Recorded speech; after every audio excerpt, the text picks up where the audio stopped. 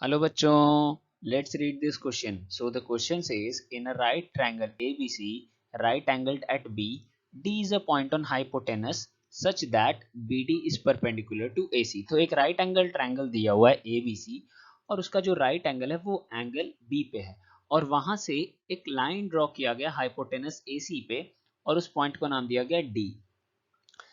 जो BD है वो परपेंडिकुलर है AC पे, जो BD है वो परपेंडिकुलर है AC पे, इट मींस ये 90 डिग्री है।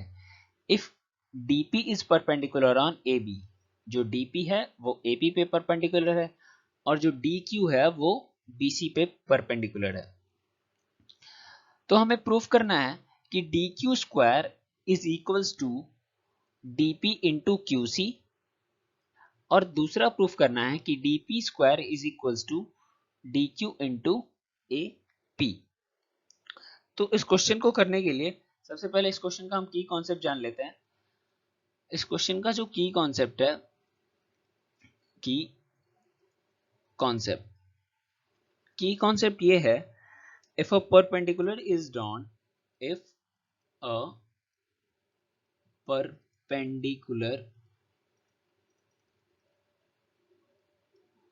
Is drawn from the vertex of from the vertex of right angle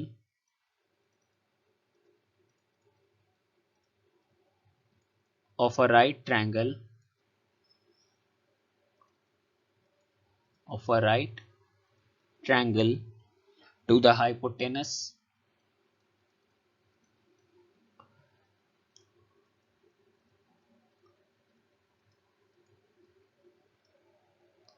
then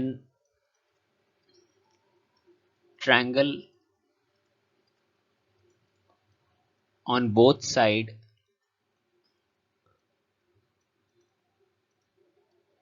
of perpendicular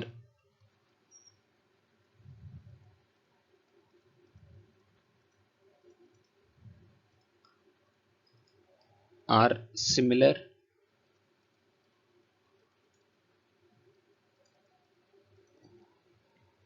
to whole triangle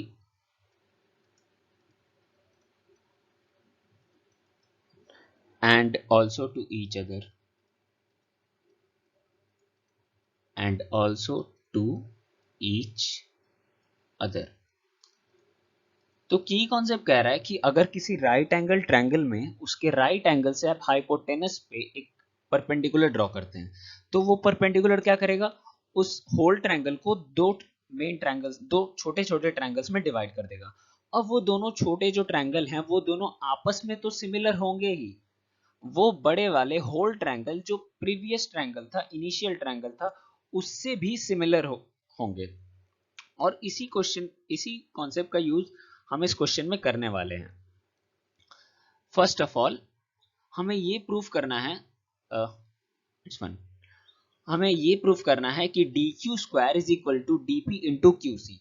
तो यहाँ दो डी क्यू, एक डीपी और एक क्यू सी, अगर हम देखें तो ये ट्रायंगल बीडीसी में है।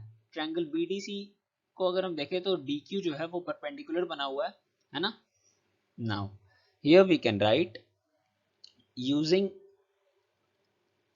this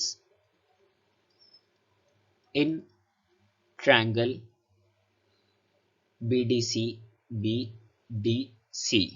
तो हमें क्या मिलेगा, वी गेट BDC में देखें जो DQ है वो क्या है, ये राइट एंगल है, राइट एंगल से एक परपेंडिकुलर ड्रॉ किया हुआ है हाइपोटेनस BC पे।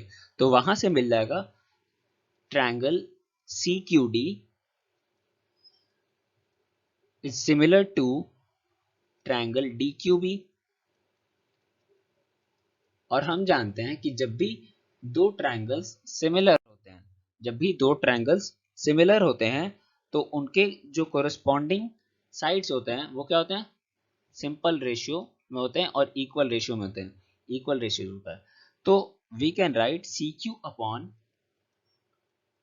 D Q is equals to D Q upon Q B.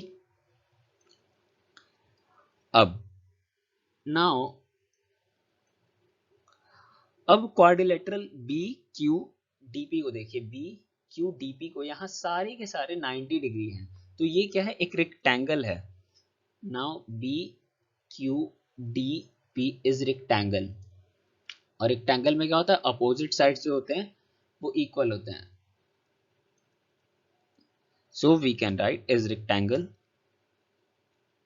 So Q B is equals to D P और D Q is equals to P B. इस वैल्यू को हम इसमें पुट कर देंगे, तो यहाँ हमारा आ जाएगा D Q square is equals to C Q और Q C as it is रहेगा, और हमारा जो है यहाँ पे क्यू बी की जगह डी पी आ जाएगा, डी पी। और ये हमारा फर्स्ट हाफ क्वेश्चन का प्रूव हो गया।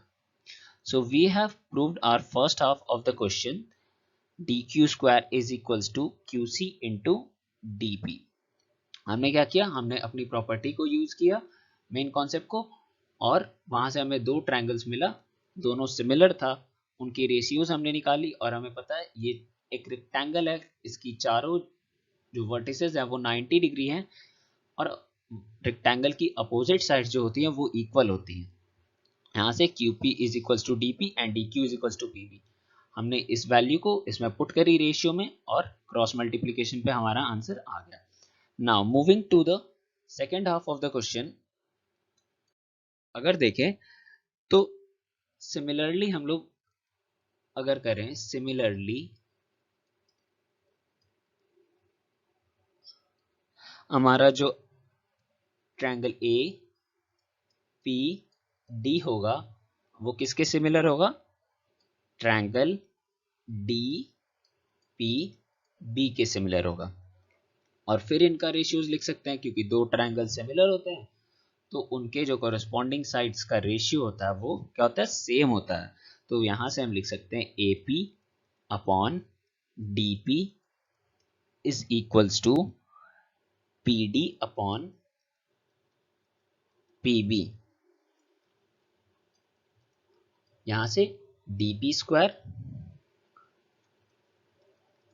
Is equals to A P into P B. अब इस पी बी का हमें कुछ करना होगा, पी बी को हटाकर हमें क्या लाना होगा, डी क्यू लाना होगा।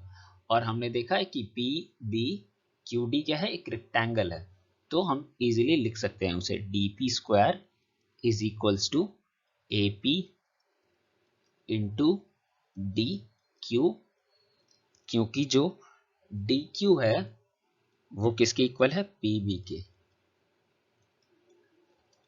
और यहां हमारा सेकेंड हाफ भी क्वेश्चन का प्रूव होता है।